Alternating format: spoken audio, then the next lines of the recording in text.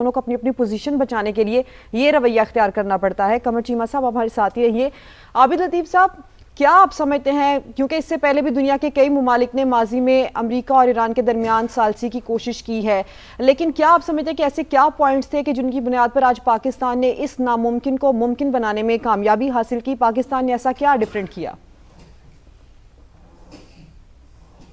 21 century ہے، یہ disruption کی سینچری ہے جس کو ہم کہتے ہیں کہ اس میں جیو پولیٹیکل ڈسرپشنز ہیں جو آ رہی ہیں، ہمیں نظر بھی آ رہی ہیں۔ اس میں ٹیکنالوجیکل ڈسرپشن ہے، پھر سوشل ڈسرپشن ہے، اکنامک ڈسرپشن ہے۔ اکنامک ڈسرپشن آپ نے دیکھا بھی کہ جو 5-6 ہفتے میں جو اسٹیٹ آف کامرس جو بند ہوئی، حالانکہ کہا جاتا تھا کہ 20% یہاں سے جو انرجی ہے وہ فلو کرتی ہے، لیکن کس طرح سے پوری دنیا ڈسٹرب ہو گئی۔ تو اس میں جی اب یہ جو ایک نیا کانسیپٹ ہے جیو پولیٹیکل کانسیپٹ میں، کہ جب اب پہلے کہا جاتا تھا کہ جی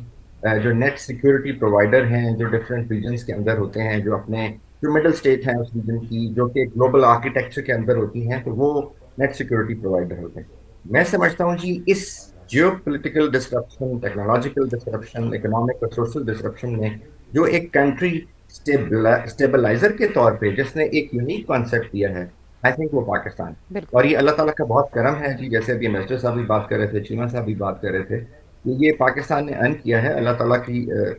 ایک بہت بڑا کرم ہے جو پاکستان کو اس میں۔ اچھا دیکھیے، یہ ابھی جیسے آپ نے بات کی، ایک اور چیز ہوئی ہے جی، ابھی یہ نیگوسیشن آج جیسے یہاں پہ ہو رہی ہیں، اس کا عمل شروع ہو رہا ہے، لیکن پہلی دفعہ اب یہ ہوا ہے کہ پوری دنیا جو ہے اب وہ یہ کہہ رہی ہے کہ جی آپ کو اسرائیل کو ہارنس کرنا پڑے گا۔ یورپ یہ کہہ رہا ہے، فرانس یہ کہہ رہا ہے، اٹلی یہ کہہ رہا ہے،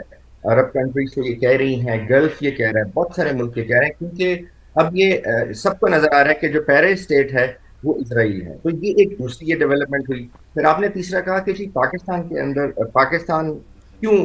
جو ہے وہ اس وقت جو ڈپلومیٹک جو یہ انیشیٹو ہے اس کو لیڈ کر رہا ہے، یہ کیا وجہ ہے؟ دیکھیے سب سے بڑی جو چیز تھی وہ یہ تھا کہ جب یہ کانفلکٹ بہت اپنے ایک ایسی سٹیج پہ چلا گیا، کیونکہ اس کے اندر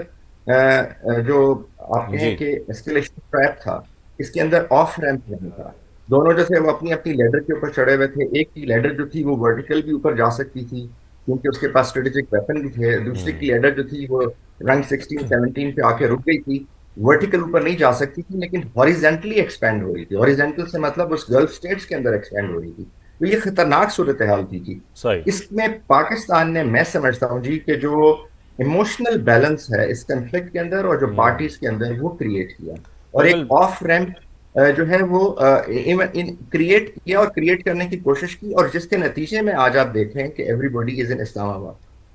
تو یہ ایک بہت اچھی ڈیولپمنٹ ہے جی۔ اور بالکل دوسری ریزن پاکستان نے یہ اس ہے کو بہت کہ اچھے سے ہینڈل کیا، آپ بالکل صحیح فرما رہے ہیں۔ اب جوہر سلیم صاحب، میں اس سے تھوڑا سا اور آگے بڑھنا چاہتا ہوں کیونکہ جو اس میں بااثر نام ہیں ان کا بھی ہم ذکر کرنا چاہ رہے ہیں۔ ایک طرف ہم یہ دیکھ رہے ہیں کہ جو تہران کا ٹرسٹ ہے اسلام آباد پر، وہ کس حد تک بڑھ گیا کہ وہ اس وقت پاکستان آ رہے ہیں، ان کی سنجیدگی اس سے دکھائی دیتی ہے۔ سیکنڈلی واشنگٹن سے جو نام سامنے آئے، جے ڈی وینس جو کہ وائس پریزیڈنٹ ہے، جیرڈ کشنر، ان کے بھی نام سامنے آئے۔ اگر ہم وائس پریزیڈنٹ کی بات کریں، ظاہر ہے ان کا آگے اپنا بھی کریئر اس کے ساتھ جڑا ہوا ہے۔ اگر وہ یہ پیس ٹاکس کرانے میں کامیاب ہوتے ہیں، یہ ٹیگ ان کے اوپر بھی لگے گا کہ انہوں نے امن کا معاہدہ کرایا ہے، آگے انہوں نے بھی شاید پریزیڈنٹ بننا ہو۔ آپ ان کریکٹرز کو، ان بااثر ناموں کو کیسے دیکھ رہے ہیں جو پاکستان یعنی کہ اسلام آباد آ رہے ہیں اور یہ ٹاکس کرانے کے لیے اس وقت پر امید ہیں؟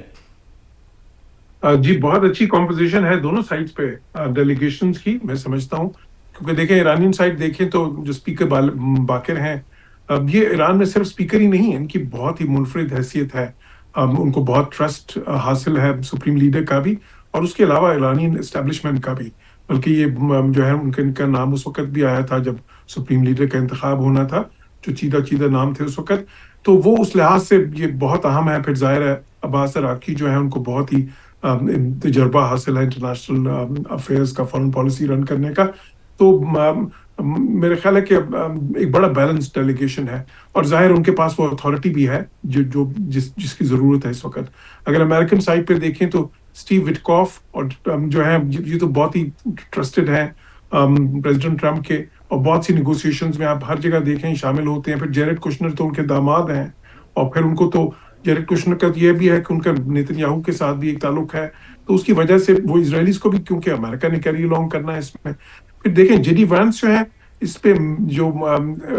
کچھ اطلاعات یہ بھی تھیں کہ جے ڈی وینس، کیونکہ یہ ایرانینز پہلے بھی کہہ رہے تھے کہ جی ہم جب امریکن سائڈ سے ہم چاہیں گے کہ جے ڈی وینس آئیں، کیونکہ ایک تو یہ ہے کہ وہ جے ڈی وینس کو سمجھتے ہیں کہ ان کی پوزیشن جو اس ساری جنگ پہ رہی ہے وہ ایک زیادہ ماڈریٹ تھی، اور دوسری ظاہر ہے کہ وہ وائس پریزیڈنٹ ہے، ان کی اس کی اتھارٹی اور ہوتی ہے، اور تیسری چیز بالکل آپ نے عام بات کی کہ جے ڈی وینس جو ہیں یہ کنٹینڈر ہوں گے آگے پریزیڈنسی کے، ان کا اور مارکو روبیو کا نام آ رہا ہے، لیکن ٹریڈیشنلی جو وائس پریزیڈنٹ ہوتا ہے جب وہ کیمپین کرتا ہے تو ٹریڈیشنلی وہ جیت جاتا ہے ہمیشہ، تو وہ ریپبلکن پارٹی سے خاصے چانسز ہیں کہ وہ جو ہے اگلی بار کنٹینڈر ہوں گے. تو ان ساری وجوہات کے ہوتے ہوئے میں سمجھتا ہوں کہ بہت ہی بیلنسڈ کمپوزیشنز ہیں ڈیلیگیشنز کی، اور بہت ہی ہائی لیول ڈیلیگیشنز ہیں جس حد تک ہو سکتے تھے مذاکرات میں، اور اسی لیے وہ جو مذاکرات ہوں گے وہ میننگ فل ہوں گے، جامع ہوں گے، اور اس میں سب سے پہلا جو ٹارگٹ ہوگا وہ یہ ہوگا کہ اس سیز فائر کو ایک تو ایکسٹینڈ کرنا ہے. میں سمجھتا ہوں کہ پہلے کوئی اگر ایک ایم او یو اگری ہو جائے جو جس میں بیسک جو چیزیں ہیں نا پہلے فیز میں، جب پرماننٹ سیز فائر ہو جائے اور کچھ چیزوں پہ اتفاق ہو جائے جو بالکل بیسک جو کور ہیں ایشوز، اور پھر اس کے بعد باقی جو ہیں کئی ایسی کمپلیکیشنز ہیں شاید جس کے لیے مزید مذاکرات بھی کرنے پڑیں، اور پھر ظاہر ہے گارنٹرز جو ہیں جس طرح کہ ملک باقی اس میں جو سائیڈ لائنز پہ بھی انوالوڈ ہیں جن کی سپورٹ حاصل ہے، جس طرح میں نے چین کا ذکر کیا تھا، پھر اس میں رشیا بھی ہوگا، ترکیہ، ایجپٹ، پھر سعودیہ، یہ سب بہت ہی اہم ممالک ہیں جن کی سپورٹ حاصل ہے پاکستان کو بھی اور ان مذاکرات کو بھی. تو انشاءاللہ مثبت آؤٹ کمز، مثبت اس میں سے نتائج نکلیں گے، اور انشاءاللہ دنیا کو ایک بہت اچھی خبر ملے گی ان مذاکرات کے بعد. لیکن اس کا مطلب یہ نہیں کہ اس میں مشکلات نہیں ہوں گی، مشکلات بالکل آ سکتی ہیں، کئی قسم کی کمپلیکیشنز ہو سکتی ہیں، انٹرپریٹیشنز بھی ڈفرینٹ ہوتی ہیں. ٹائمز ہم نے دیکھا شروع میں آپ نے دیکھا کہ یہ لیبنان والا معاملہ ہو گیا جس پہ ڈفرینٹ انٹرپریٹیشنز تھی دونوں سائڈز کی، کیونکہ جو انہوں نے اتفاق کیا ہے 10 پوائنٹس، یہ 10 پوائنٹس ہیں basically as a points for discussion, as a basis for negotiation. تو ظاہر ہے ان میں بہت ہی زیادہ گیو اینڈ ٹیک بھی ہوگی آنے والے دنوں میں. لیکن جوہر صاحب اس پر ٹرمپ یہ کہہ چکے ہیں کہ یہ ورکیبل بیسس پہ ہیں یہ پوائنٹس، تو اس پہ بات چیت تو ہو سکتی ہے اور آگے بڑھ بھی سکتی ہے انشاءاللہ. بالکل، تو بالکل ایک بالکل کوشش آپٹیمزم ہے، اور ہمیں بہت امید ہے، اور ظاہر ہے کہ ساری قوم کی دعائیں بھی ہیں، اور دنیا ساری یہ چاہتی ہے کہ ان مذاکرات سے ایک اچھی خبر ایمرج ہو، اور جو ساری دنیا کی سلامتی کے لیے، امن کے لیے اور اقتصادیات کے لیے بہت ہی خوشکن ہو. بالکل جوہر سلیم صاحب، یہ آپ نے جو بات کی ہے کہ ہمیں ہوپ جو ہے وہ پازیٹیو ہی رکھنی چاہیے.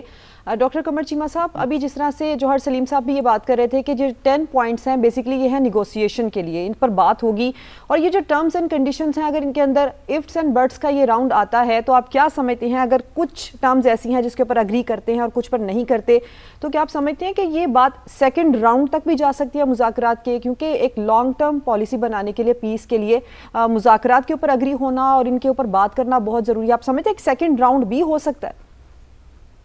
دیکھیں مجھے ایسے لگتا ہے سیکنڈ راؤنڈ بھی ہو سکتا ہے، اور یہ بھی پاسبلٹی ہے کہ دونوں سائیڈز کے بہت سارے جو نیگوشیٹرز ہیں، جو بیک اینڈ پہ ڈپلومیٹس کام کر رہے ہوتے ہیں، وہ یہیں رہ جائیں پاکستان کے اندر. اچھا. اور اگلے کچھ دنوں کے اندر یہ چیزیں جو ہیں وہ طے ہوں. کیونکہ فار ایگزامپل مجھے لگتا ہے کہ جے ڈی وینس صاحب کا یہاں پہ آنا، یہ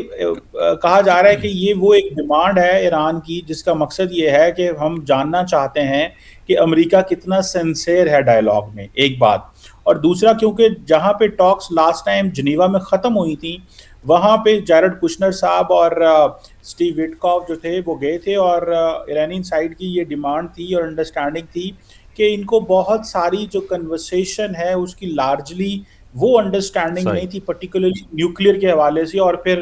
برطانیہ کے نیشنل سیکیورٹی ایڈوائزر کو بھی وہاں پہ بلایا گیا تھا. تو ایک تو جے ڈی وینس صاحب کا آنا بتاتا ہے کہ امریکہ انٹرسٹڈ ہے، امریکہ کلیئر ہے، امریکہ چاہتا ہے کہ معاملات جو ہیں وہ کنکلوڈ ہوں. اگر اس راؤنڈ میں چیزیں نہیں ہوتی تو دیر از اے پاسبلٹی کہ سیکنڈ راؤنڈ ہو اور لارجلی چیزیں ہوں. دیکھیں 15 دن اسی لیے ہیں نا، ابھی تو فار ایگزامپل 2 دن ہوئے ہیں، تو 15 دن اسی لیے ہیں کہ بیک اینڈ پہ مجھے لگتا ہے کہ ابھی بھی بہت ساری چیزوں کے اوپر جو ڈسکشن ہے فائنلائز چیزیں ہو چکی ہوں گی. لیکن پھر بھی اگر کوئی ایسی چیز رہ گئی ہے جس کے اوپر بیک اینڈ فورتھ کرنے کی ضرورت ہے، پوزیشنز دونوں ملکوں کی سامنے آ گئی ہوں گی، لیکن اس پہ کون کیا چھوڑنے کو تیار ہے، کون کیا بات کرنے کو تیار ہے، تو میرا خیال ہے اس کو بھی دیکھا جا رہا ہوگا اس وقت. اور اگر ایسے ہوتا ہے تو مجھے لگتا ہے کہ شاید سیکنڈ راؤنڈ بھی ہو, اپنے یہ ڈپلومیٹس بھی یہاں پہ چھوڑ کے جا سکتے ہیں جو اگلے 2-4-5 دن نیگوشیٹ کریں, اور اگلے ہفتے پھر کوئی ایسی ملاقات ہو جس میں جیرڈ کشنر دوبارہ آ جائیں, یا ہو سکتا ہے وائس پریزیڈنٹ آئیں, امریکہ کے سیکرٹری آف اسٹیٹ آئیں دوبارہ. تو مجھے لگتا ہے کہ اس طرح کے ظاہری بات ہے شکل بن سکتی ہے. یہ کوئی معمولی چیز نہیں ہے, یہ بہت بڑا ایگریمنٹ ہونے جا رہا ہے, اور یہ بھی اناؤنس ہو سکتا ہے کہ اس ایگریمنٹ کو ہم 15 دن یا 1 مہینہ اور آگے ایکسٹینڈ کرتے ہیں. اس طرح کی بھی اناؤنسمنٹ کی پاسبلٹی, یعنی کہ دیگر راؤنڈز بھی ہو سکتے ہیں کہ ایک بڑا ایگریمنٹ ہے. عابد لطیف صاحب میں آپ کی جانب آؤں گا. عابد صاحب, ظاہر ہے اس وقت جو ہم دیکھ رہے ہیں کہ جو 10 پوائنٹس ہیں, جو ڈیمانڈز ہیں ایران کی سامنے آئی ہیں, اس میں سب سے پہلی بات یہ کہ جو پرائمری اور سیکنڈری سینکشنز ہیں وہ لفٹ کی جائیں. اگر ایسا ہوتا ہے تو ایران کی اس خطے میں بلکہ پوری دنیا میں پوزیشن کتنی بدل جائے گی؟ آپ کیسے دیکھ رہے ہیں اس کو؟ جی دیکھیے, اگر ایسا ہوتا ہے تو ظاہر ہے ایران کے لیے بہت اچھا ہوگا, کیونکہ آپ کو یاد ہوگا جب JCPOA ہوا تھا بٹوین USA اینڈ ایران 16-17 میں, تو اس 1.5-2 سال کے اندر ایران کا جو گروتھ ریٹ ہے وہ 7% تھا, اور ایران کے اندر ان 2 سالوں میں ایک بہت ہی سگنیفیکنٹ مڈل کلاس اپیئر ہوئی تھی, کیونکہ کام سارے کھل گئے تھے, بزنس ہونا شروع ہو گیا تھا, مرکنٹائل کمرشل ایکٹیویٹیز ہو گئی تھی, باہر کی بہت ساری فرمز یہاں پہ آ گئی تھی, ڈیٹا سینٹرز کھلنا شروع ہو گئے تھے, and so many other things. تو ایران کے لیے بہت اچھا ہوگا. جی دیکھیے, ایران جو ہے وہ آلریڈی خالی